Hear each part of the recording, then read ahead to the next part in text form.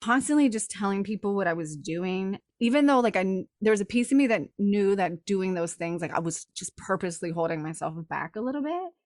But I think that's part of the journey is I had to go through and I had to go back to the corporate job. I had to negotiate for the money. I had to try to start a business with someone else because I didn't trust that I could run a business by myself. And then it was like simply I had to trust that like, oh my God, you can mind map however you want, which was, I know sounds so simple, but it was just this, oh, that's right. I can do whatever I want. I'm Emily Williams, the founder of I Heart My Life and your I Heart My Life show host. I always say I'm just a girl from Ohio with really big dreams. And now I work from home running a dream business that helps you achieve your goals and create more joy in your life. This podcast is all about all the topics that really matter to you. And it's about giving you everything you need in one place. Mindset, relationships, wellness, lifestyle, money, business, and career. We have it all. This is your one-stop shop for all things personal development meets lifestyle. So pull up a seat, get out a pen and paper, and get ready to learn. It's time to create a life that's better than your dreams with the I Heart My Life show. This is episode 257, The Power of Fashion on Your Mindset with Katie Allen. So today's episode is a really special one. Katie is all about supporting women in a feelings-first styling methodology where she connects women back to themselves, their bodies, and even their cycles through unlocking their personal style. So today we're diving into what it means to actually have a personal style, how you find it, and how it can affect and impact your life as well as the success that you're creating. Now, we all know there's been a lot of temptation to stay in our yoga pants and our Lululemons, which is all well and good. And there's a time and place for that. But I know for myself, it makes such a huge difference when I actually get up and get dressed. And whether I'm going to be on Zoom or not, it doesn't matter. There's something that definitely shifts when you put a little bit of effort into your appearance and what you're wearing. So this is a really amazing episode. It's really enlightening. It definitely is deeper than it may sound in terms of the title. And it's really eye-opening in terms of what fashion can do for your mood, your own personal transformation, and like I said, your success. So let's go ahead and dive in. Welcome to the I Heart My Life show, Katie. I'm so excited to have you here and dive into this incredible topic. Thank you so much for having me. I'm so excited to be here. Yeah, I know that we can talk about a variety of different things with you, in particular style, which is not something we've really covered on the I Heart My Life show. So I feel like people are in for a treat. And I know you have a unique methodology and a way of approaching this. So I'm pumped to cover all these topics. So thank you for being here. Yes, I'm so passionate about helping women really embrace that part of themselves and self-express through style. So I'm so excited to talk about it. So tell us, how did you get started doing this work? What was your journey? Yeah, for sure. I'm going to start with like late 1980s MTV. And I really believe that that's where like my love of fashion really was born.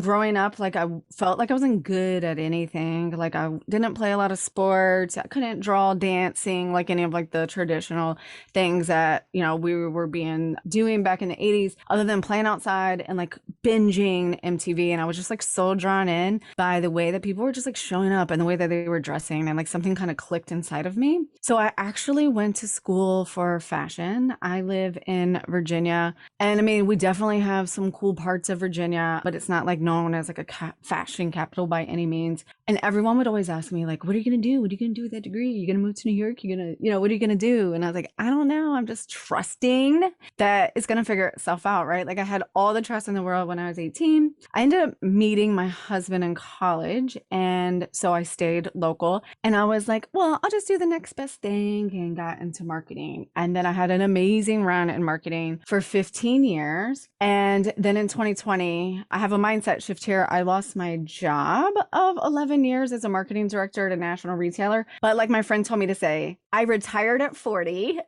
in the pandemic.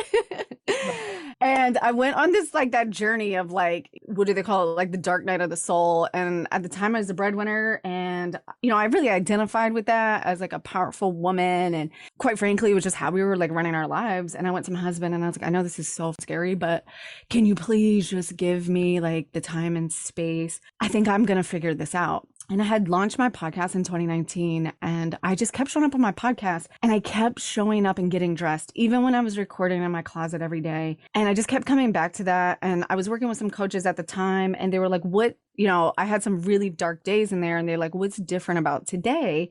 And I started to pinpoint it was like the days that I wasn't getting dressed and the days I wasn't putting on my favorite lipstick and I wasn't connecting back to myself, who I wanted to be, and like really listening to myself and self-expressing. And then to make a really long story short, a friend of mine was like, hey, I have a client. She's doing a photo shoot. Can you help her pick out what to wear? And I just was like sending her ideas and helping her shop from my bathtub. And my friend was like, how much do I owe you? And I was like, nothing. I'll do it for free because I was in the bathtub and it was fun. And she said, no, Katie, people get paid to do this. And it was like the heavens parted. And I was like, oh my God, this is what I was always supposed to be doing. And that is like, long story short, on how I came back to styling and really have just like immersed myself into using it as a tool to help women just like feel amazing and, go after their dreams. Wow.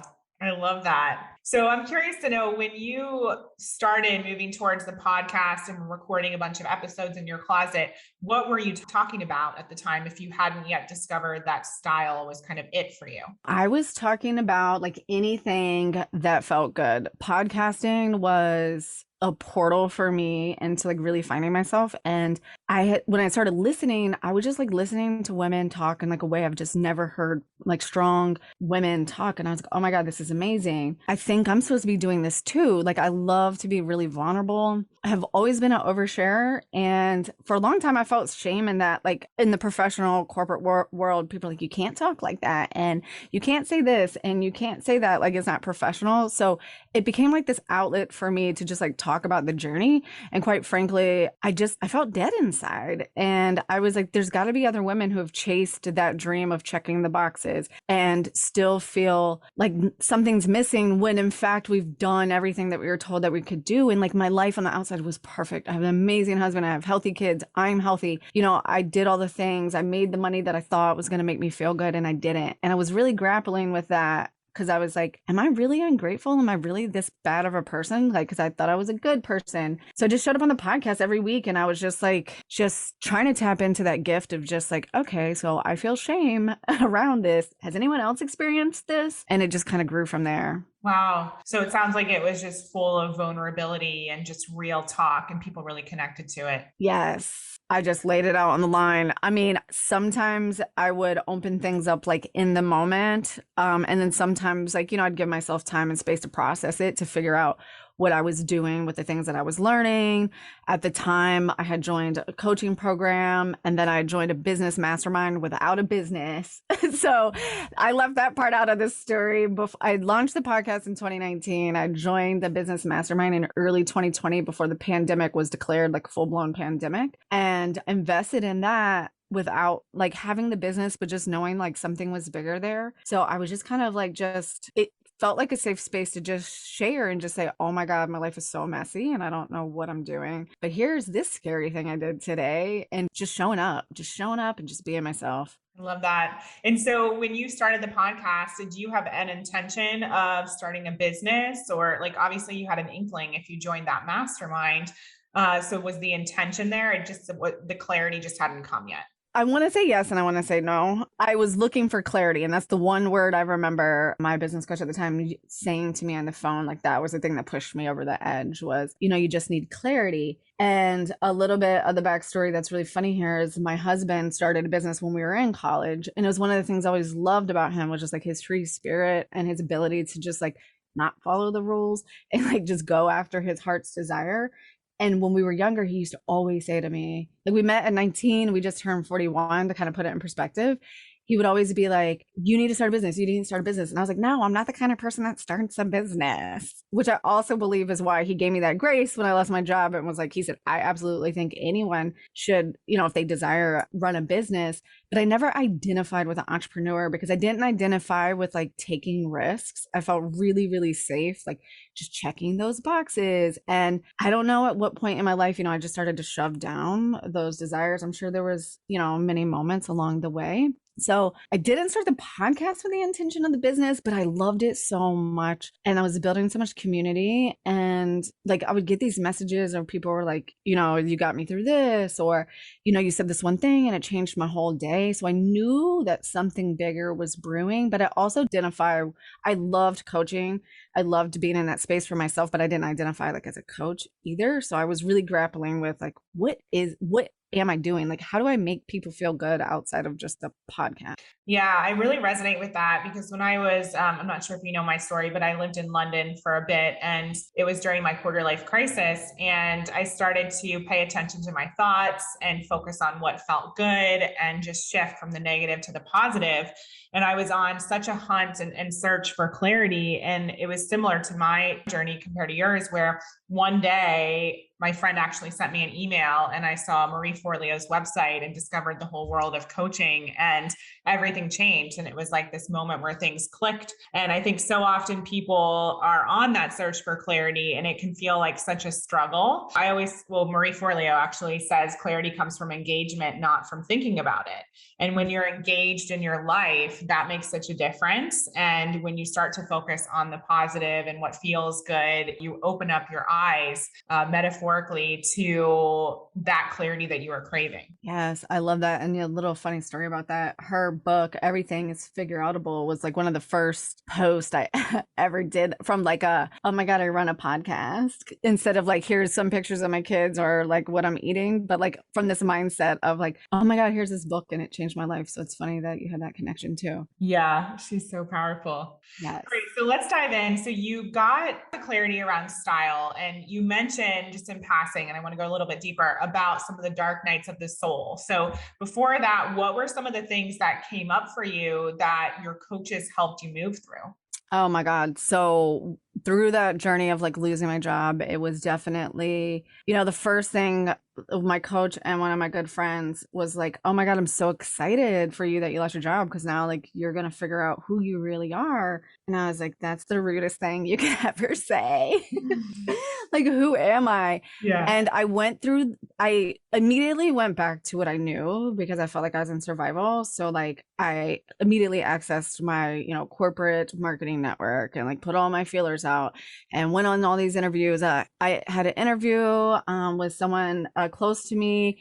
We were in like money negotiations, and the whole time I'm still in this business mastermind, and my coach is like, that's great. Like, I ask yourself, like, is that really what you want to do? And like, it kept going back to this, like, is this really what you want to do? And I went through this version of like, okay, I'm going to work for this person and we're in money negotiations. And then like at the last second, I pulled the plug and I was like, no, that's just not going to work. Then I was like, okay, so I'm going to partner with this friend who does website and design, and we're going to do all these things together. And like, nope, that's not going to work. And finally, I was on a call with someone. I had joined I'm still in this business mastermind, but another podcaster that I met that I really like, just enjoyed her energy, had launched her first beta course. So I was like, oh, I just want to support her because I just really love being in that space and supporting women in their dreams, especially when I felt like was on the verge of maybe figuring mine out. And I didn't show up to the course at all. And one of the bonuses was a live one-on-one coaching with her after the group program. And I completely ignored it.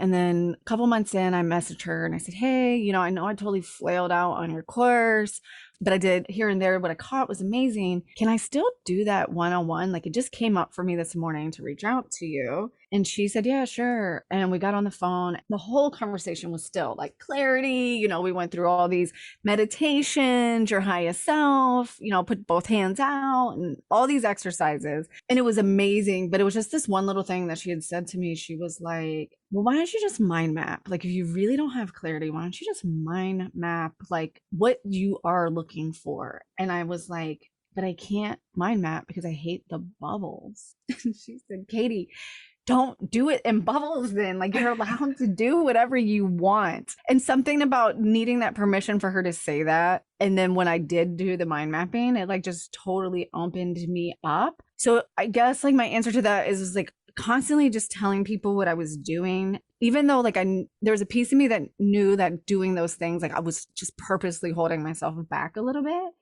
But I think that's part of the journey is I had to go through and I had to go back to the corporate job. I had to negotiate for the money. I had to try to start a business with someone else because I didn't trust that I could run a business by myself.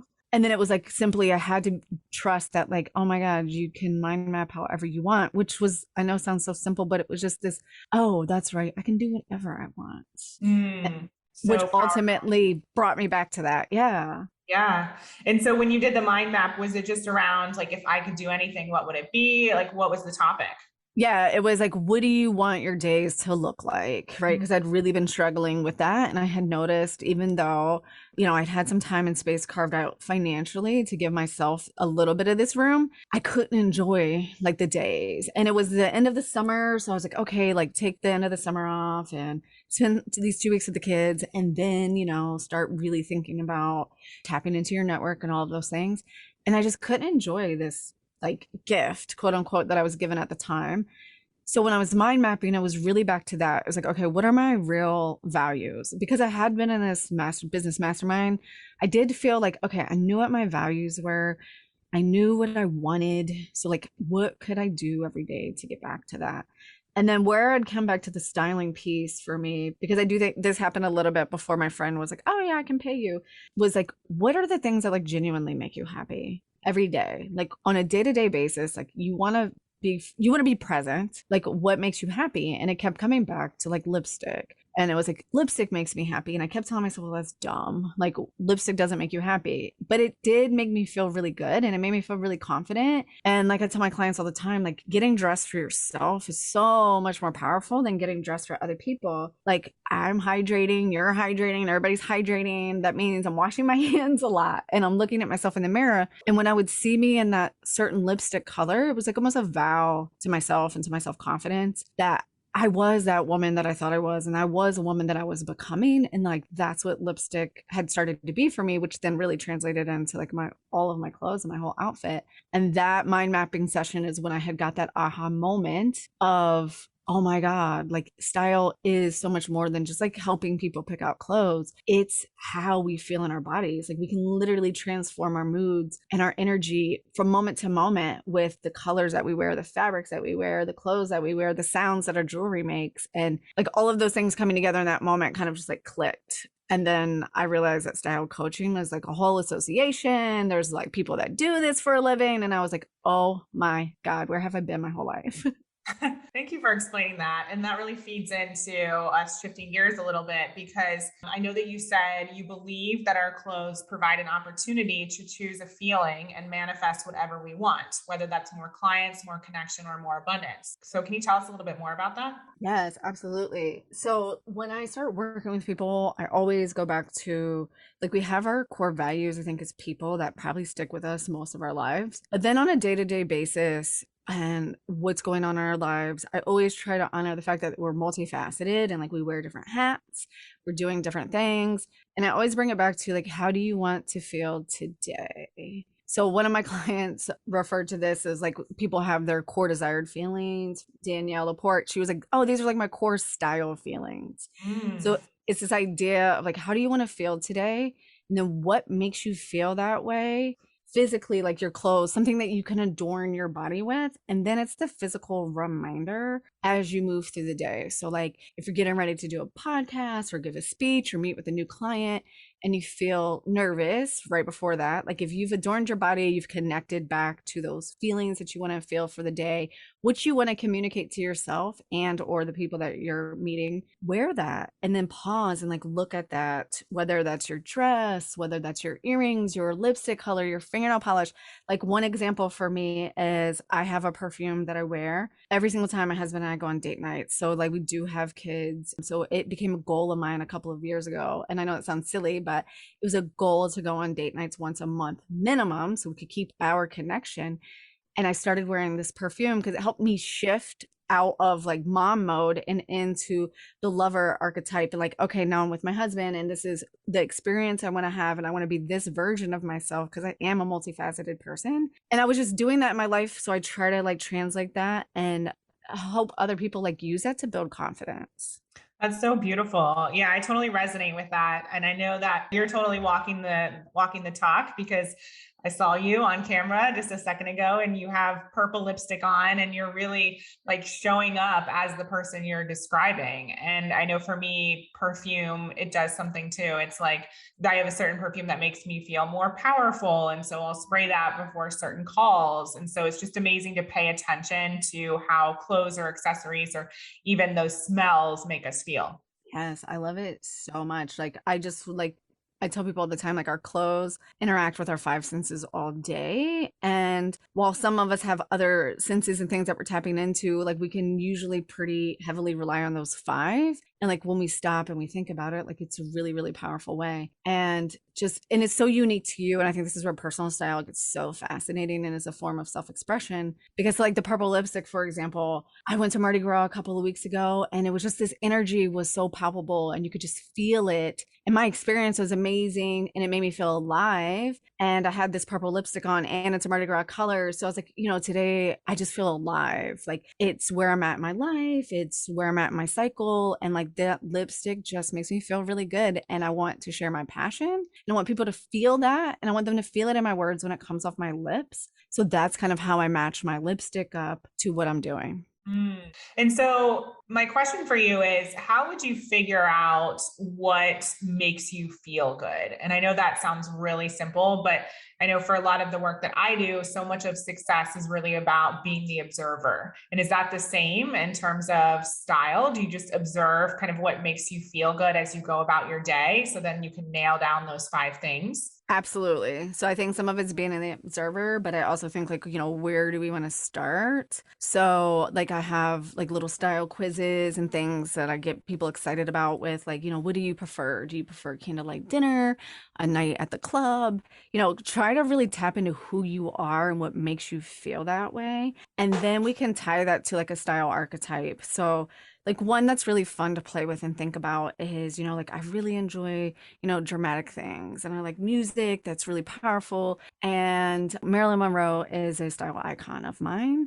So like if someone was saying something like that to me, I'd be like, okay, so now how are we gonna like work that into like how you feel every day?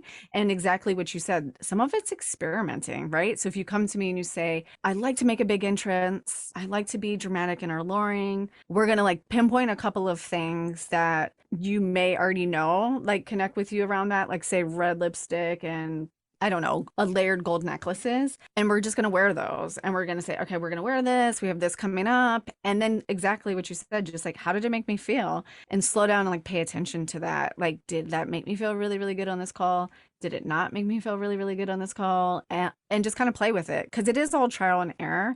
And I don't know how much this resonates with your audience, but there's definitely different times of the month, depending on where we're at in our cycle, where we're more likely to experiment with things and being able to hold space for that, not judge ourselves as much versus different points in our cycle where like stick with what you know works because you might not be feeling as open to trying new things. Oh, beautiful. Yeah. Can you tell us a little bit more about that? So, when during our cycle are we most open? Yeah, so when you're entering spring, so as soon as your estrogen starts to rise, your bleed is just finished and you're in that pre-ovulatory phase, like it's that maiden energy that people talk about a lot. So everything feels good. You're starting to get a little bit of your energy back. You're ready to be out and about and learn new things. This is the time to experiment. So say like just to bring it home, like spring 22, your fashion trend wise, you're going to see a lot of bright colors and a lot of new patterns. And if you're eyeing some of those and you want to try those, then during your actual spring cycle phase is a really, really good time because your estrogen's rising. You kind of have the rose colored glasses on. You're like, yeah, this is fun. I can experiment with this. I feel a little bit more loose, a little bit more like flirty. I'm willing to take a chance. I'm willing to stay curious because I know that I don't know everything in this phase and I'm open to that and I'm not hard on myself. So like that's the perfect time to go shopping. I have a client who's an accountant and I was like, oh my God, do me a favor because I'd actually read this in one of Lisa Lister's books called Code Red about with your cycle. She'd said that we're more likely to spend money on our bodies and adorning our bodies during the spring phase. And one of my clients is a CPA and accountant. I was like, oh my God, go through your books and tell me, do you find yourself spending more money on like things around your body during this phase. And she like went back, she was like, oh my God, every time I go shopping and like have real success with shopping, it's during this phase. Because then the flip side to that is gonna be like late fall, right before our bleed. Some people call it PMS. I'm trying to like move away from that a little bit, but that's where we're a little bit more like, when you go shopping and you have a pocket full of money and you're like, I don't like anything, like I can't find anything. The best thing to do during that time is to get into your closet and like release the items that you feel like are holding you back, because you're really clear on what you like and what you don't like. And that's another part I think that's hard for a lot of women, is to release clothes that we've been holding on to for a long time. Maybe they remind us of a past life. Maybe they remind us that clothes hold memories. So it might have an old memory attached to it, or maybe it's simply just time to let it go because it doesn't fit anymore, or it's run its course, or whatever that is. So experimenting and shopping is really good, like in your spring, pre-ovulatory phase. And then late fall, late luteal phase is a really good time to release and clean out your closet. Thank you for sharing all of that. And what would you say to people who are maybe stuck in the Lululemon phase of just wearing the sweats or whatever, coming out of COVID, and they're like, I'm working from home, I want to be comfortable, this is what I want to wear. What would you say to either support them in experimenting more, or do you just accept that sort of feeling for this period of time? Like, what are your thoughts on that? Well, I have a couple different thoughts. First one is like, I'm always tell people like, I want you to like wear the sweatpants today. And then at the end of the day, like before you transition from the workday to whatever your evening routine is, I want you to take 5 minutes and like write down, how did you feel today? Were you productive? Did you feel creative? Were you like flowing with energy? Did you get everything done? And then the very next day, I want you to wear jeans or your favorite shirt or put on your best earrings. Just put on something that you love and have the day, even if no one sees you. And then same exercise, I want you to jot down how productive you were, how in flow you were, like how creative were things easier for you, and then compare the two. Chances are, I'm just going to go on a limb and say that you probably felt more productive, you were probably more tapped in and turned on. There's been studies around dressing up and putting on clothes, because it kind of just signals to yourself like, oh, this is what I'm about to do. I am about to be creative. I am about to work on this business. There's nothing wrong with wearing the sweatpants or the leggings, but I think that you probably naturally, when you have those clothes on, are into like I'm relaxing, this isn't really my creative energy vibe, and that's fine. That's more of just like a relaxing and receiving mode, but sometimes we have to be in creating mode too. So for me, it's just about like really paying attention, like you were saying earlier about observing. And then my challenge on that, like the little challenge I love to give is like, get dressed up. And by dressed, I just mean like out of your Lulus, put on like, that hot pink shirt or whatever that is, that dress, and do something that doesn't make sense. Like go to Trader Joe's, go pick your kids up from school, go to the post office, whatever that little errand is, and see how much more enjoyable that is. And part two to that is see how many conversations you start. The one thing I love to use my clothes for are conversation starters, and like the conversation with the person at the checkout line, the conversation with the person in the pickup line, or whoever you come in contact with, guarantee that your conversation will be deeper and more connected than if you just rolled up in there in your Lulus. So good. Yeah, I had an experience with this. I went to a brunch a few weekends ago, and afterwards I got all dressed up and I was in this red dress and did my hair and all the things. And afterwards I had to go to Home Depot because we just bought a house and are doing all the things. And so I was way overdressed for Home Depot. And I was looking for this little part that wasn't included in this gold shower head that we purchased. And so I asked one of the guys to help me find it.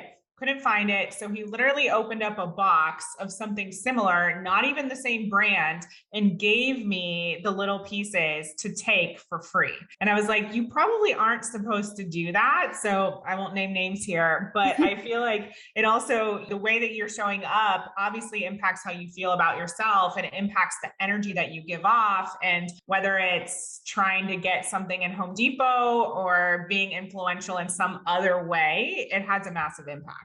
Absolutely. Like when you were talking, what came up for me is like one of my favorite fashion quotes is, when you don't dress like everybody else, you don't have to think like everybody else. Wow. Love it. And that just resonates with me so much. And I try to just think about that all the time, no matter what I'm doing. Go to Home Depot, whatever. That's an amazing story. Yeah. And it's like, I like how you've given us permission to not think about this as we have to get up and put on our hair extensions and do all the things. Like, even just finding that one piece can make a big difference, whether it's the lipstick or the earrings or the jeans, and just experimenting with what that is. Yes. So where can people find you online, and how can we get some of your style tips? Yeah, for sure. I show up the most like social media wise on Instagram at Katie Allen Stylist. I run a podcast as well where I talk about this, like how to use it and all the mindset things around style on Just Realize. But on my website, I would say is where you can find a lot of really juicy things. So my website is katiejuststyled.com. I have a couple of the style guides on there. So katiejuststyled.com/top 5 are just like the top 5 essential things for the woman that's like, okay, I really don't remember who I am, or I don't even know where to start. These are just like the top 5 things that we can build any outfit from. And it includes just like the framework that I use and teach my clients any day around no matter what you're wearing, like how to think through that process to make sure that you're hitting all the points to put together an outfit that really feels connected to who you are. And pretty soon, hopefully by the time this episode comes out, I will have my style icon quiz up on the website as well. And that is going to be around really tapping into the style archetype that you identify with, and then the tips on how to create that in your life. And that is going to be on the website, katiejuststyled.com/style icon. Amazing. And so one final question that we ask all of our guests here on the show: what is one way that people can create a life that's better than their dreams? Wow, that's a really good question. I would say just how I feel like I'm trying to do that is constantly tapping in and trusting myself every day. So asking myself every morning, like, what is the one thing I can do today that like really shows myself that I trust myself? And that's how I've really been tapping into being that highest version of myself. Thank you for sharing that. Yeah, it just goes to show that the mind only takes us so far. And sometimes life also does it for us. In your case, with being released from your job and then moving forward on this incredible journey. Yes. Well, thank you so much for being here. I've loved this conversation. I know people are going to get so much value from it. So thank you for following your heart and going for your dreams, because now we all get to benefit. And I just appreciate you. Thank you. Me too. I had a fabulous time. Thanks for having me. I hope you enjoyed this episode of the I Heart My Life show. Now do us a favor and tell people about this episode. It's truly our duty to make sure that the I Heart My Life movement is spread far and wide. The truth is, life can be challenging, but it is possible for all women to love themselves and their lives. And while you're at it, send a link to this episode to 3 of your friends today, or maybe even post it on social media. Use the hashtag #IHeartMyLifeShow. That's hashtag #IHeartMyLifeShow. And if you'd like to help me personally, then please rate and review this podcast on Apple Podcasts. Give us some stars, cheer us on, and leave a review, because believe it or not, that stuff actually really does help. And I read all of them. Please remember, everything you desire is meant for you and possible. Keep showing up, taking action, and believing in your dreams.